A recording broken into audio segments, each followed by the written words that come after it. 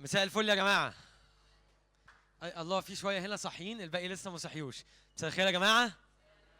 حاسس ان لسه في اقوى من كده. مساء الخير يا جماعة. كم حد هنا اخذ الاجازة؟ يا بختكم، كل دول اخذوا الاجازة. ماشي، عامة يا بخت انا كمان، انا النهاردة كنت اجازة. و اي حد هنا بدأ صحوبية، علاقة، اي حاجة من الحاجات اللي بنتكسف نتكلم فيها دي، واحد من الاسئلة اللي دايما بنسألها: ايه لونك المفضل؟ كم حد هنا عنده لون مفضل؟ اوكي، انا بحب اغلبيه الالوان، بس دايما في لون كده ابسط وانا لابسه، احب اجيب الحاجه تبقى نفس اللون. كم حد عنده اللون ده؟ حد يحب يقول لنا لونه لونك المفضل ايه؟ ابيض؟ اسود؟ اسود برضو. كم حد هنا ابيض؟ ماشي. كم حد هنا لون مفضل اسود؟ حد عنده لون تاني غير الابيض والاسود؟ طيب ايوه، ازرق. كم واحد ازرق؟ ماشي. في حد عنده لون تاني غير التلاته دول؟ ها؟ احمر. كم حد هنا احمر؟ ماشي، قول أربعة بس. حد عنده حاجة تانية غير دول؟ ها؟ رمادي. حلو اللون الرمادي. ها؟ الفوشيا والفسفوري ده حاجة منورة جدا. ال النيفي اللي هو الكحل يعني بلغة الشارع. طيب، حد يقدر يخمن لوني المفضل ايه؟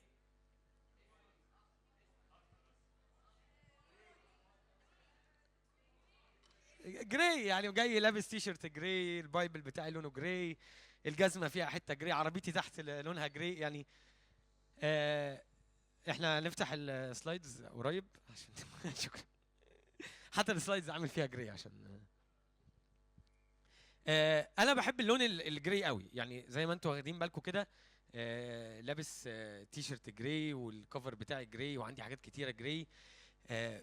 بس في حاجه جراي ما بحبهاش في حياتي قوي، مواقف بقف فيها واحس انها جراي.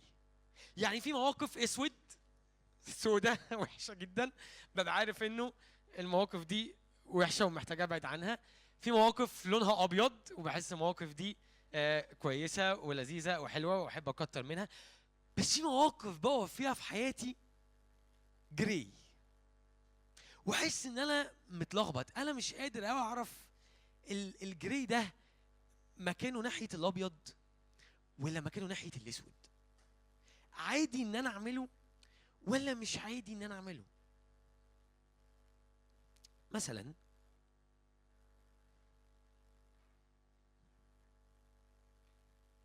اني اشتم حد واتخانق معاه، ده ايه؟ ابيض ولا اسود؟ اسود، ده اكيد اسود. انا عارف ده اسود، ان انا اقول كلام ما ينفعش اقوله، امسك حد اعجنه ضرب، الحاجات دي اسود. ان انا اقول لحد كلام مشجع، ده اكيد ابيض. بس ان انا آه، اقول كلام عن حد في ظهره، وانا مش قصدي حاجه، انا بس استغربت جدا اللي بيعمله، فقلت اقول للي جنبي. ويجوا في الاجتماع يقولوا لنا: يا جماعه دي اسمها نميمه ومش حلو. بس هو ايه اللي مش حلو؟ يعني اسمك ايه؟ انا ومفدي صحاب، وشفنا بطرس بيعمل حاجه غريبه، فانا رحت لمفدي كده قلت له: بص اللي بيعمله، وقعدنا نتعب وعدت يعني. ما اذيناش حد، ما ضايقناش حد. ايه المشكله؟ مثلا مواقف تانية: المخدرات، السجاير، الفيب، الايكوس، كل الحاجات دي، يعني بغض النظر مين بيعملها ومين ما بيعملهاش، بس احنا عارفين انها سودة. لو شفت حد من الخدام ماسك فيب او ايكوس يا نهار ابيض، بص بص خادم بيعمل ايه. ليه؟ انا عارف انها حته سودة، انا عارف انها حاجه سودة. الاكل الهيلثي ابيض، بغض النظر انا بحبه او ما بحبوش، باكله او ما باكلوش، بس انا عارف ان حلو ان انا ابقى باكل هيلثي، ان انا ابقى. يا عم استنى يا عم هي لا ممكن ما حدش يتبرع من عنده عشان شكرا. ان انا اكل جانك فود كل يوم طول الوقت او اكل جانك فود كتير. هو ايه الغلط في ان انا اكل جانك فود؟ ايه المشكله يعني؟ مضر للجسم، بيعمل كرش زي اللي عندي ده. ايه ايوه فين المشكله؟ ايه المشكله؟ كذا حد بيقول لا ما تاكلوش، كذا حد بيقول لا كله. ماشي، ينفع يبقى حلو في اوقات وينفع يبقى وحش في اوقات، وانا مش عارف. ناخد موقف تاني ولا نكمل؟ ناخد موقف تاني، انا محضر موقف تاني الصراحه. اي مواقع بورنوجرافي، اي مواقع اباحيه، اي صور لناس مش لابسه هدومها، انا عارف ان دي حاجات سودة انا مش هينفع اشوفها، مش حلو ان انا اشوفها. صوري العاديه وصور صحابي والصور اللي بشوفها للناس منزلها على الانستجرام صور عاديه ولذيذه ونحب نتصورها ونحب ننزلها.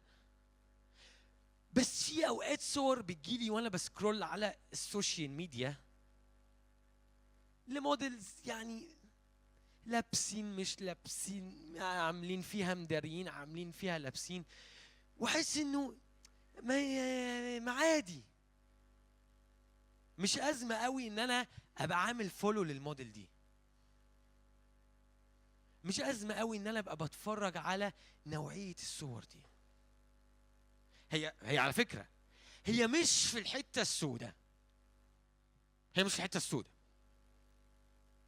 بس ما اقدرش اقول انها ابيض قوي، لان الصراحه لو انا قاعد وسط ناس كبيره وبسكرول وصوره زي كده عدت بجريها بسرعه، عشان عارف انه ممكن اتفهم غلط لو الصوره دي اتشافت عندي. موقف زي كده كتير قوي بتعدي عليا في حياتي، بحس انه انا مش حاسس انها غلط قوي، بس انا مش ببقى مرتاح 100% وانا بعملها. في ناس بيقولوا على الحاجات دي عاديه، وناس ثانيه بتقول انها مش عاديه. انا عارف انه اكيد ان انا اروح اي مكان فيه عبده شيطان ولا بيعملوا اي ذبايح لاي اله تاني، دي حاجه ما ينفعش اروحها، وعارف انه حلو قوي ان انا اروح الكنيسه، دي حاجه انا عارفها واعرف اميز بين الاتنين. بس انا مش عارف ايه مشكله اني اعمل عيد ميلادي في باب او في بار، باب او بار، اللي هو انتوا صغيرين على بس انا مش صغيرين يعني، بشوف في سنكم بيعملوا حاجات زي كده. المكان اللي بيبقى فيه حاجات تتشرب، الكحول وحاجات زي كده، عارفين الحاجات دي؟ اللي على فكره عادي، على فكره احنا بنروح مش بنشرب حاجه يعني، احنا بنروح فور فن، بنقعد بس نهيص ونرقص على الاغاني، او نروح حفله للفلان الفلاني ونقعد نهيص ونتنطط على الاغاني. ايه المشكله؟ ايه المشكله؟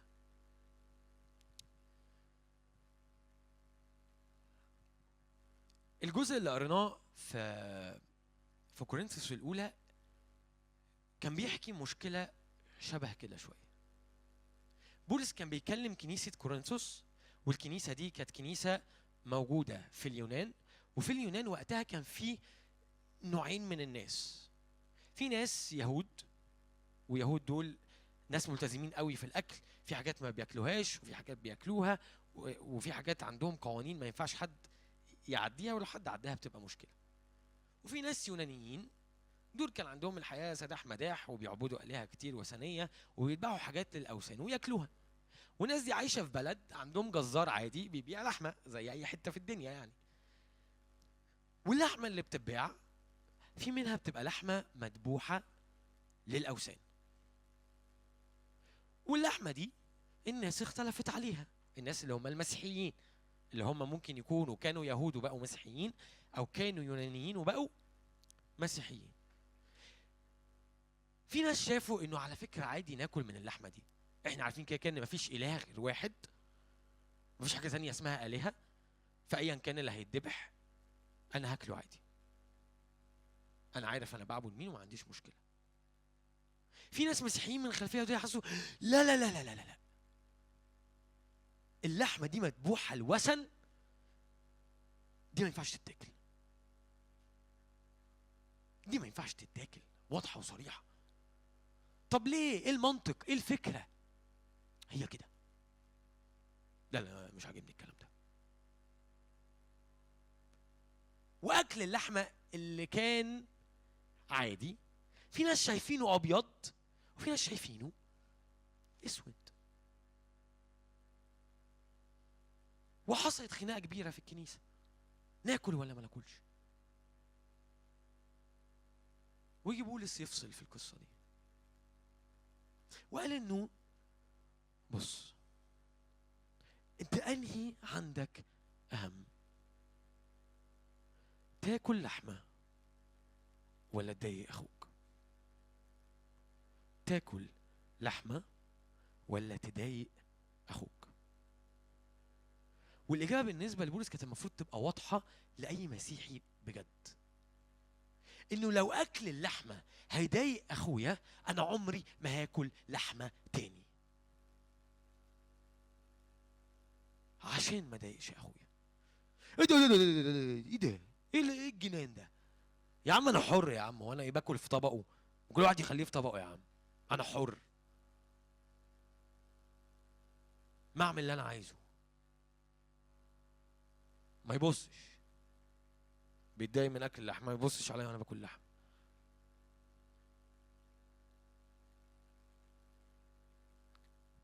بس ده عكس الفكر المسيحي خالص، اللي فيه انا بقرر ان انا اكون third، ان انا اكون الثالث. يسوع الاول، يسوع رقم 1، اخويا رقم 2، وانا رقم 3. والحرية اللي عندي هي اني اقدر اقول لا لحاجة المفروض تبقى عادية بس لمجرد ان اخويا ما يتضايقش. حرية ان اقول لا لحاجة ناس شايفاها عادية وناس شايفاها غلط، بس انا هقول لها لا علشان اخويا ما يتضايقش،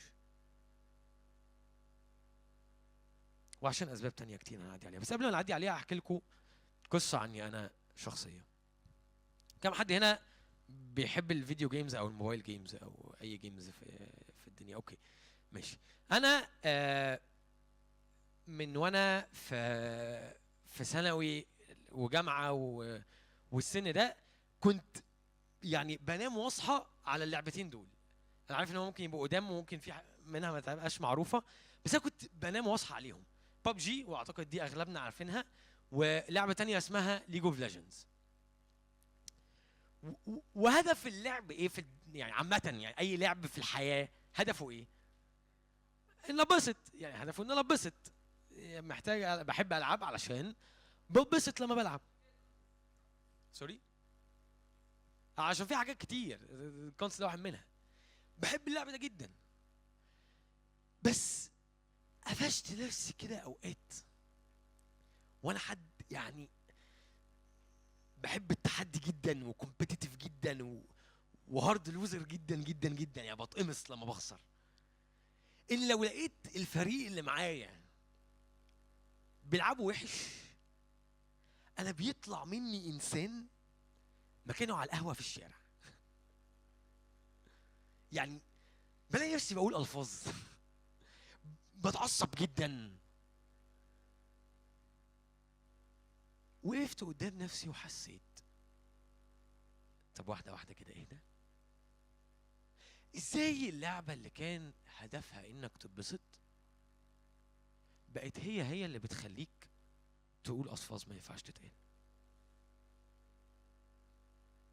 اللعبه اللي كانت المفروض تخليك تقضي وقت لذيذ مع اصحابك وصلتك انك تبقى مخنوق من صحابك وعمال تقول لهم الفاظ مش المفروض تتقال. وتحس ان اللعبه فجاه بقت رمادي. هو انا ما اعرفش هي المفروض تبقى ابيض وببسط ولا اسود وبتخانق فيها.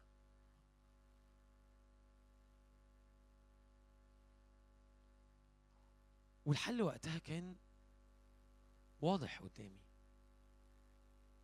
يا اما تقرر انك تكمل تلعب وانت ابيض، وده كان صعب شويتين ثلاثه، يا اما تاخد الحل الواضح وتوقف لعب لحد ما تتعلم ازاي تلعب وازاي تستمتع باللعبه وهي ابيض مش وهي اسود. الكتاب بيكلمنا عن حاجه اسمها الشر وشبه الشر. الشر الحاجه اللي كلنا عارفينها واضحه سهله، السرقه، الكذب، الشتيمه،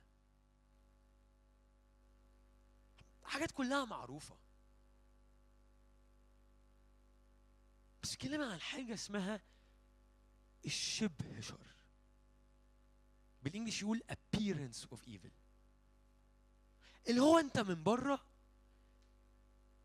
ما تبقاش فاهم او عندك علامه استفهام، او حاجه انت ممكن تحسها عاديه بس لو عملتها اخوك يبقى عنده عليك علامه استفهام.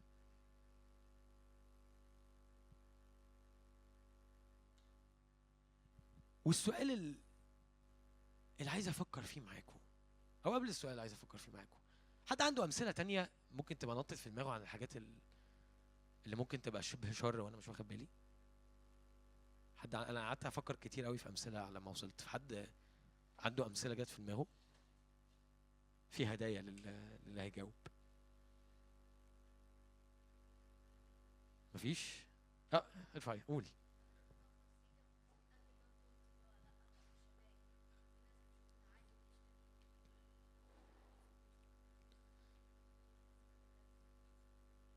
برافو عليك، انت جيت متاخر بس انت قلت حاجه صح، هي اتقالت بس انت قلت حاجه صح. اسمك ايه؟ جايدن. شكرا يا جايدن. حد رافع ايده وانا مش واخد بالي؟ حد عنده حاجه ايوه ايه ده؟ في واحد اتنين تلاته ماشي.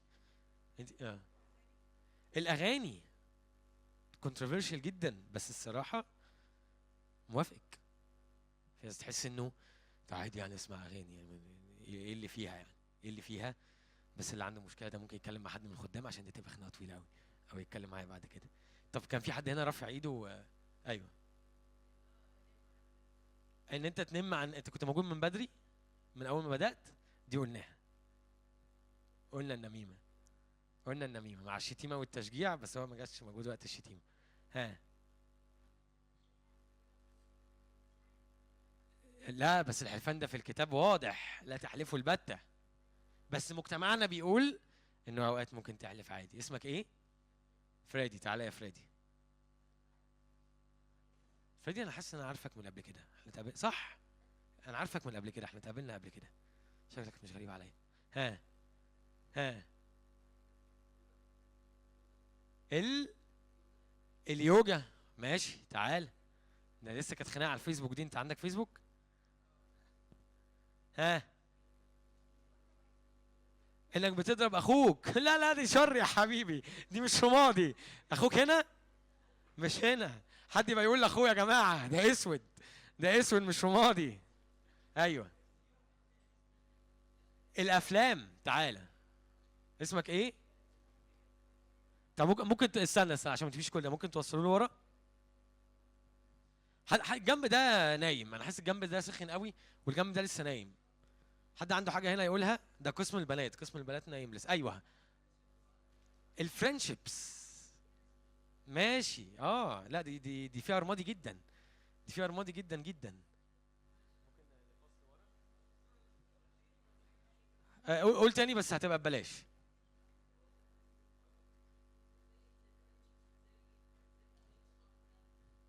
صح لسه قايلها حالا.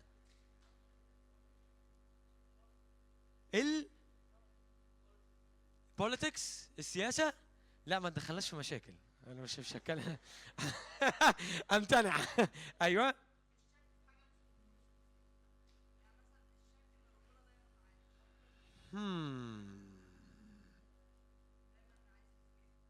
اختلف معاك في دي، وتعالى نبقى نتكلم فيها بعدين. دي مش وحشه، دي حلوه. ده ابيض، شك ابيض. ايه؟ نوعيه الاماكن اللي بروحها ينفع. انت كنت موجود من بدري، بس انا ده قلته في اخر مثل. ها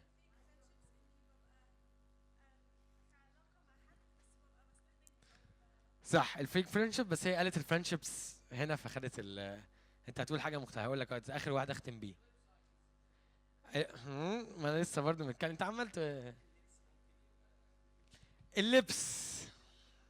اللبس. مين حد قال كنت لسه هقولها؟ مين قال كنت لسه هقولها؟ انت ينفع اديله هو بما انك خادم فاكيد مش هتتضايق. بما انك كنت لسه هتقولها فانا هعتبرك قلتها وهو بس سبقك فيها. ممكن نوصل ورا؟ طيب، كل الامثله اللي احنا قلناها دي، كم حد حس في حاجات اتقالت ايه ده؟ يعني إيه ازاي دي يعني؟ حد حس كده؟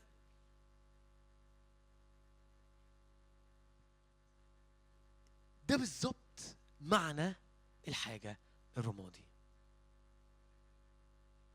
اللي مش لازم كلنا نشوفها اسود ولا لازم كلنا نشوفها ابيض. بس على فكره الحاجه دي في ناس شايفاها اسود وناس ثانيه شايفاها ابيض. وانا بعيش في المنطقه الرمادي دي،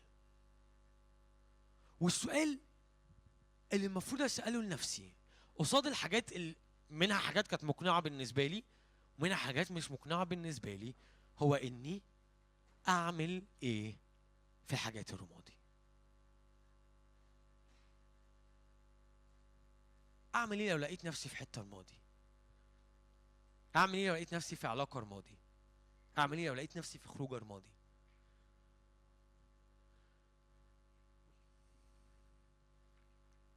هقول لكم 4 مبادئ هنحكي فيهم بسرعه جدا جدا، كل واحد فيهم هياخد دقيقتين اتليست، وناخد وقت ونصلي. اتفقنا؟ اول حاجه اللي انا سميتها الميزان الذهبي، الجولدن بالانس. الحاجه اللي لما تحطها لازم هتظبط المعادله. الجولدن بالانس هو اللي انا هعمله ده هيمجد ربنا ولا لا.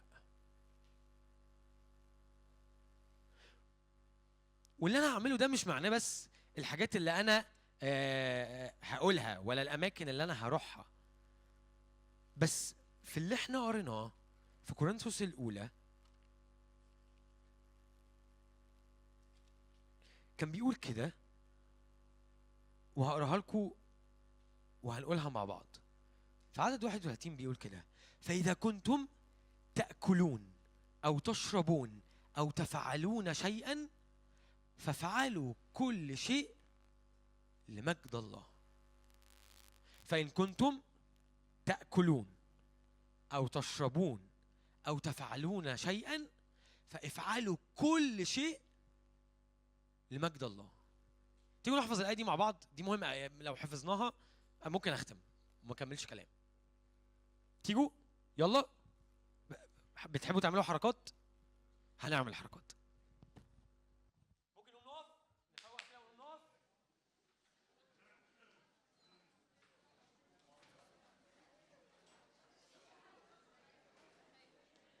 لا بسرعة كده وفي هدوء، بسرعة وفي هدوء، بسرعة وفي هدوء.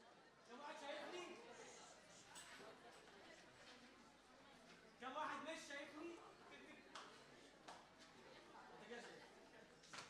طيب مع بعض، ومش هتقعدوا غير لما اشوف كله بيعمل. إذا كنتم تأكلون، ممكن كله يعمل الأكل. إذا كنتم تأكلون، أيوه، إذا كنتم إيه؟ تأكلون، إذا كنتم تأكلون، إذا كنتم وريني تأكل إزاي؟ أيوه، إذا كنتم تأكلون، إذا كنتم تأكلون، أيوه، إذا كنتم تأكلون، ممكن بقى تكونوا معايا. إذا كنتم تأكلون، الجنب ده أنا مستمتع بيه أوي، الجنب ده. إذا كنتم تأكلون أو تشربون أو تفعلون شيئا فافعلوا كل شيء لمجد الله. ممكن تقولوا أنتوا لوحدكم؟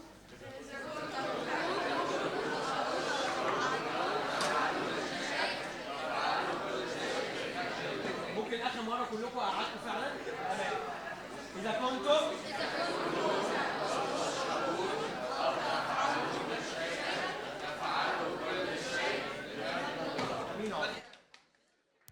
ممكن تدوا لنفسكم سقفه كبيره؟ ده الميزان الذهبي. اي حاجه مش بس بعملها او بقولها، لكن كمان اكلي، نوع اكلي وطريقه اكلي، بشرب ايه ومش بشرب ايه، بلبس ايه ومش بلبس ايه، بسمع ايه، بتفرج على ايه.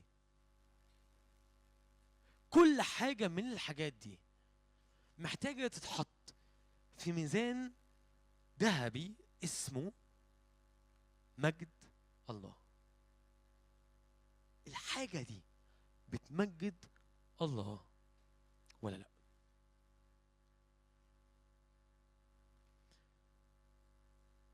تاني حاجه صوت ضميري، اللي ينفع تسمعه اوقات. اني اعمل حاجه وبحس انها حاجه عاديه، بس بعد ما تبقى يعني بعد ما يعدي عليه وقت احس ان انا على فكره ما كنتش مرتاح قوي وانا بعمل ده. انا على فكره بعد ما عملتها حسيت اني متضايق. انا قبل ما اعملها ما كنتش حاسس ان انا مرتاح قوي، بس عملتها عشان هم ضغطوا عليا. انا ما كنتش ناوي اعملها، بس لقيت كله بيعملها فما جاتش عليا، واحس من جوه اني متضايق. ده صوت ضميري، واوقات بيشاور لي على حاجات، اوقات بيقول لي انه اللي انت عملته ده رغم انه يبان عادي، بس على فكره ما كانش عادي قوي، محتاج تفكر فيه تاني. ومرات اسمعوا الجمله دي كويس قوي، مرات نعمل حاجات ونحس ان احنا متضايقين ونفضل نكرر فيها لحد ما فجأة نحس ان احنا ما بقيناش متضايقين قوي زي الاول. دي كارثة، دي كارثة. خاف قوي لو ان المفروض اللي كان بيضايقك ما بقاش بيضايقك.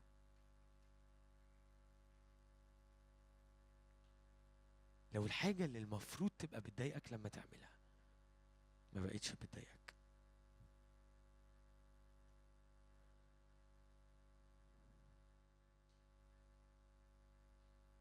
اوقات كتير في حاجات نعملها ونخاف قوي لو حد كبير شافنا واحنا بنعملها. اوقات ده يحصل في المدرسه، يعني استنى المدرس يديني ظهره عشان اعمل حاجه من ورا المدرس، انا عارف ان هو لو شافني بعملها في الغالب هيهزقني. او حاجات تانية بدخل الاوضه واقفل عليا، او ادخل التويليت واقفل عليا واعملها عشان محدش يبقى شايفني. او حاجات تانية لما اجي افتح البراوزر اعمله انكوجنيتو او المتصفح السري عشان لما حد يرجع على الهيستوري ما يشوفش اللي انا كنت فاتحه. بخاف ان الناس تشوف الحاجات دي فاعملها من ورا الناس، وانسى كتير قوي ان في واحد شايفني طول الوقت. بننسى ان ربنا شايفنا طول الوقت. واعتقد انه لو انت بتفكر طول الوقت ان ربنا شايفك، في حاجات كتير قوي قوي قوي هتاخد بالك منها. اقول لكم زي ايه بجد ببساطه، ما تزعلوش مني يسامحوني. زي ان امسك موبايلي في الاجتماع تشات او العب جيم. ما اظنش ابدا ابدا ابدا ابدا ابدا لو انت واقف قدام مدير المدرسه او واقف حتى قدام بابا او ماما وهما بيتكلموا معاك هتمسك موبايلك وتفتح جيم وتلعب، او يبقى حد كبير بيكلمك وانت ماسك الموبايل وبتتشات. احنا ما بنعملش كده ذوقيا، بنحس انه احنا ما ينفعش نعمل كده. احنا اوقات بنحس انه ما ينفعش نعملها مع اصحابنا لانه بيكلمني في حاجه مهمه فمحتاج اركز معاه، وبنسى ان انا باجي هنا اقابل ربنا، وكانه المفروض يبقى قاعد وباصص لي وبتكلم معاه وبيتكلم معايا. واعتقد لو انا بفكر في الفكره دي طول الوقت ومصدق ان هو موجود بجد، حتى شكل قعدتي في الاجتماع هتفرق. ثالث حاجه، الحريه الصح. الحريه مش معناها اني اعمل اللي انا عايز اعمله ومحدش له عندي حاجه. دي مش حريه، لان في الغالب اغلب الحاجات اللي بتبقى زي دي ببقى عبد للترند، مش ببقى حر. ببقى عايز اعمل ده علشان افت ان، مش عشان انا حر. لان الحريه اللي بجد اني اقول لا للحاجات اللي انا عارف انها مش المفروض تتعمل، اني اقول لا للاماكن اللي المفروض ما تطرحش، اني اقول لا الفعل الناس هتتضايق مني لو قلت عليه لا، بس انا حر وعارف ان ده غلط واقدر اقوله لا. لان اللي ما يعرفش يقول لا للغلط هو عبد الغلط. اخر حاجه، وافتكر كويس قوي، احنا عندنا 4 اناجيل مكتوبين، حد حافظهم؟ حد عارف هم مين؟ برافو، شاطرين، قولها بصوت عالي. متى، مرقس، لوقا ويوحنا. دول 4 كتب، 4 اناجيل بيحكوا عن، حد عارف بيحكوا عن مين؟ يسوع. 4 اناجيل بيحكوا عن يسوع. اللي انتوا ما تعرفوش ان في انجيل خامس، ولا ده مش محرف، ولا مش موجود في الكتاب اللي بين ايدينا. الانجيل الخامس هو كل واحد واحده فيكم. انت الانجيل الخامس، انت اللي ناس كتير قوي قوي قوي ما عندهاش الفرصه انها تفتح الكتاب ده وتقراه، انها تشوف يسوع فيك انت، انها تشوف يسوع فيك انت.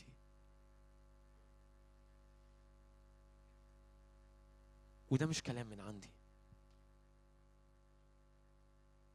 يسوع هو اللي بيقول لك كده، ان اللي يشوفك كأنه شايفني. وانت المفروض تكون شهادة حية عني. يعني ايه شهادة حية؟ يعني انجيل خامس. واللي يشوفك يشوف يسوع. طيب، كلام جميل. اعمل ايه؟ خطوة واحدة عملية، خطوة واحدة براكتيكال. اختار حاجة رمادي، انت عارف انها رمادي، حد معين اعمله فولو، مكان معين متعود تروحه، خروجه متعود تخرجها، لعبة متعود تلعبها، وقرر انه يا اما انا هعمل انفولو، يا اما انا هبطل اخرج الخروجه دي، يا اما هبطل العب اللعبه دي، يا اما هبطل اكل الاكل ده، يا اما هبطل البس اللبس ده، يا اما هبطل اسمع الحاجات دي. اختار حاجه واحده بس تعملها الاسبوع ده. الحاجه التانيه، صلي. احنا مش شاطرين طول الوقت ان احنا نميز الحاجه الرمادي، ودي حقيقه. حتى الخدام كام مرة عملنا حاجات كنا فاكرين انها ابيض واكتشفنا انها رمادي وقلبت اسود؟ كتير، كلنا احنا بشر. دي حاجة ما تخوفش، ودي حاجة ما تخضش، ودي حاجة ما تضايقش. بس اللي بيفكر صح وواقف في الحتة الصح يصلي طول الوقت ان يا رب اديني تمييز اعرف الابيض من الاسود من الرمادي، والقدرة اني لما اعرف اروح ناحية الابيض ما اروحش ولا على الاسود ولا على الرمادي. خلي دي صلاتك طول الوقت، لانه حياتنا فيها حاجات كتير قوي قوي قوي قوي رمادي. جو الافلام مش موجود، جو افلام السوبر هيروز ده مش موجود. انك تشوف ايرون مان وكابتن امريكا دول في الحته البيضاء، وثانوس والترون والناس دول في الحته السوداء، قليلين اللي هيبقوا عارفين انا بقول ايه تقريبا. حد فاهم انا بقول ايه هنا؟ برافو.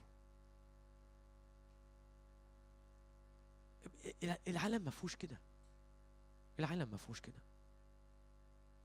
ولا في سوبر هيروز ولا في سوبر فيلنز. العالم فيه حاجات كتير قوي الماضي.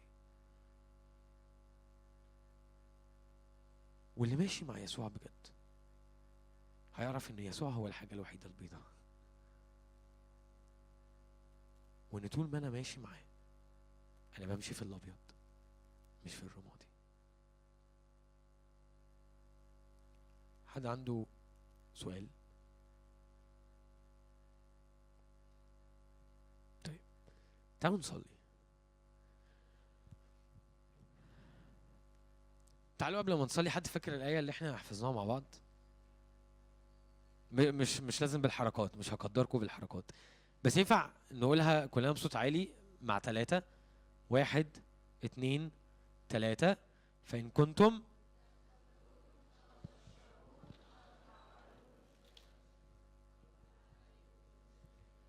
لا لا لا لا لا لا لا لا لا لا لا لا، ده اسود. ده اسود اللي انتوا فيه ده. نقوم نقف بقى. انا حاولت ابقى طيب، انا حاولت جدا جوايا ابقى طيب، بس انتوا طلعتوا الانسان الاسود اللي جوايا. هنقولها وبالحركات. ايوه انا سمعت كل اللي تأتأ وكل اللي أفف سمعتك، وده عشان انت ما قلتش في الاول. 1 2 3. فإن كنتم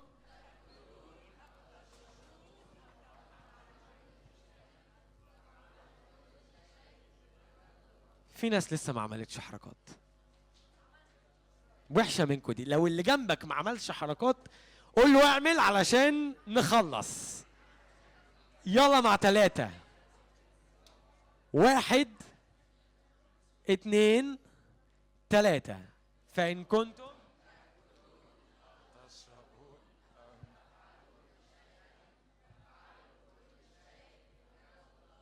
ماشي، أنا راضي عن النتيجة دي. تعالوا نصلي. تعالوا نصلي يعني ده وقت صلاة، فأحب إنه لو مش هنقف على الأقل ما نتكلمش مع بعض ونسيب اللي حوالينا يصلوا. ما عنديش مشكلة لو أنت مش عايز تصلي، بس ما تشوشوش على اللي حواليك وتسرق منهم فرصة إن هم يصلوا.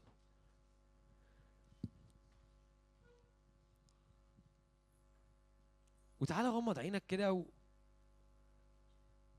وفكر في الحاجات الرمادي اللي ممكن تبقى جت في بالك وانا بتكلم.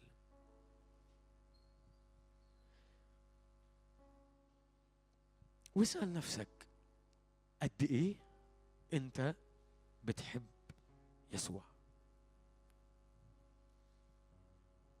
قد ايه انت بتحب الشخص ده بجد، قد ايه انت مقدره في حياتك بجد.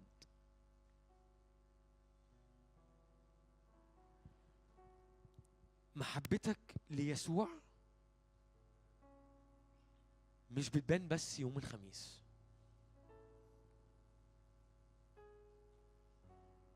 محبتك ليسوع بتبان من خميس للخميس. انك طول الاسبوع بتحب يسوع.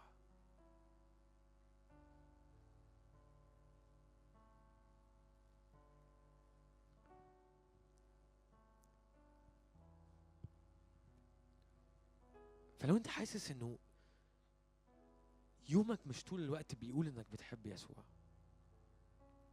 وكلامك طول الوقت مش بيقول انك بتحب يسوع،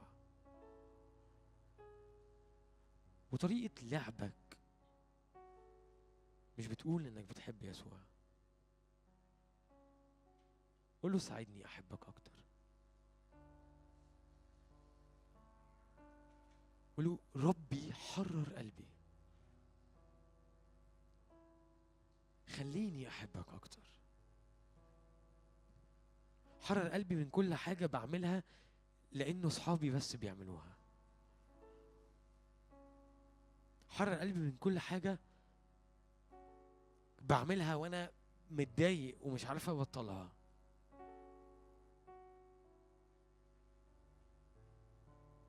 حرر قلبي من كل علاقات في حياتي قعدتي فيها مش بتمجدك.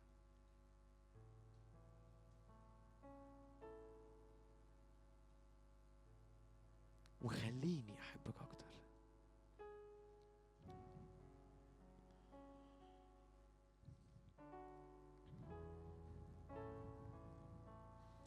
بختارك انت يا الهي، بختارك انت يا الهي، بختار التصق بيك لانك حياتي.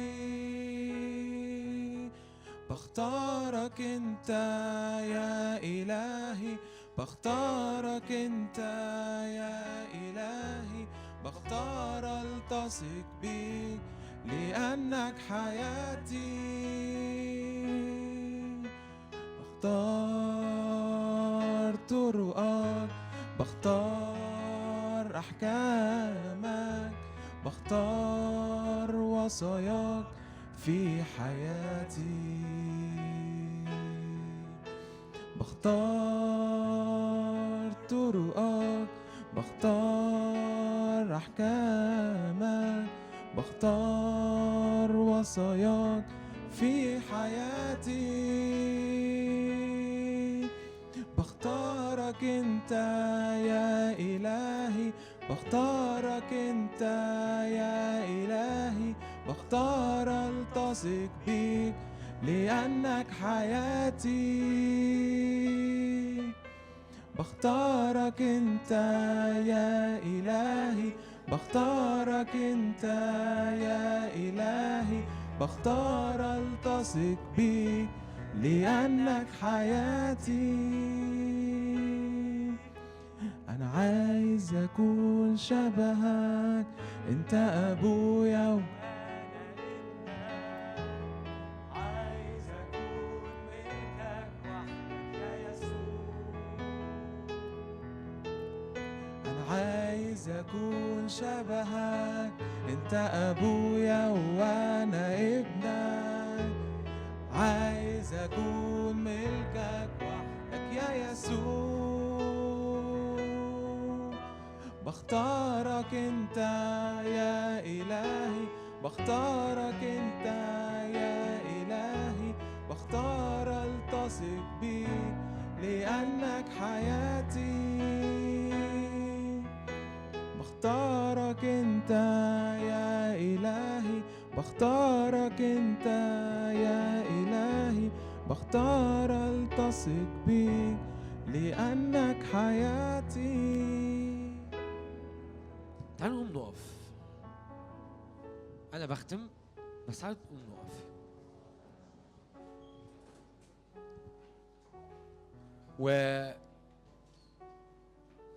واستأذن كله يغمض عينه. بتصلي ما بتصليش غمض عينك، من فضلك غمض عينك بعد اذنك.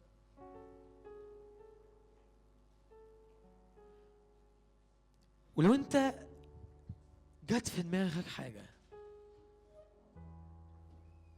ونفسك تخلص منها ونفسك تتحرر منها، لو في حته رمادي انت زهقان انك واقف فيها،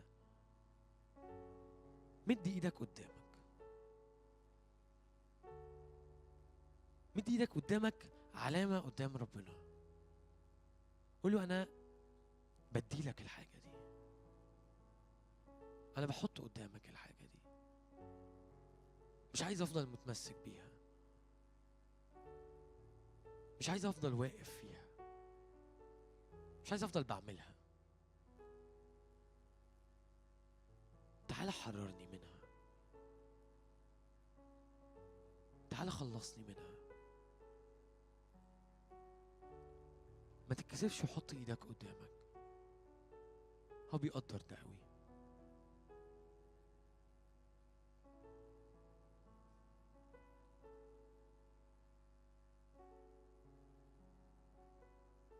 ايوه يا رب نحبك، ايوه يا رب نحبك وعايزين نحبك اكتر. وياما حاجات كتير في حياتنا شدتنا بعيد عنك وشدتنا منك. ياما حاجات كتير في حياتنا عملناها وما كانتش تليق بأولادك. ياما حاجات كتير عملناها وما كانتش بتمجد اسمك.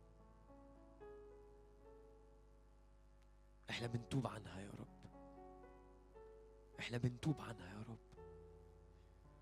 بنتوب عن كل مرة قللنا من حضورك وسطينا. بتوب عن كل مرة استقليت انك عايش جوايا. بتوب عن كل مرة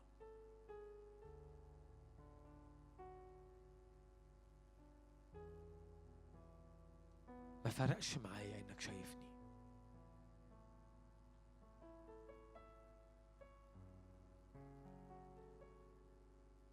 تعال غير قلبي، تعال حرر قلبي.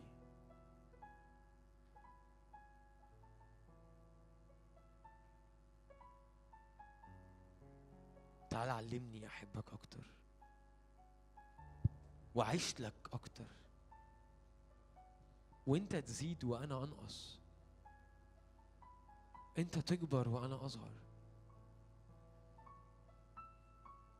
وتبقى حريتي مش اني اعمل اللي انا عايزه، لكن حريتي اني اعرف اختار اللي انت عايزه، واصدق ان اللي انت عايزه عشاني هو احسن حاجة ممكن تحصل، لانه انت صالح وحكيم وبتحبني. ودول 3 حاجات عمرهم ما يتجمعوا في اي حد غيرك.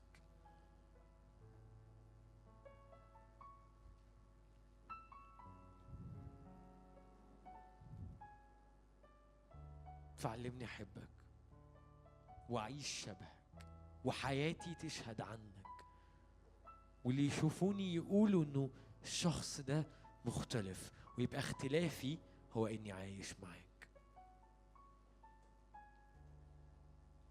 دي احلى حاجة ممكن تحصل واجمل حاجة ممكن تحصل، لان انت تستحق اني اديلك كل المجد في كل حاجة باكلها، في كل حاجة بشربها، في كل حاجة بقولها، في كل حاجة بعملها. بحبك وبدي لك كل المجد.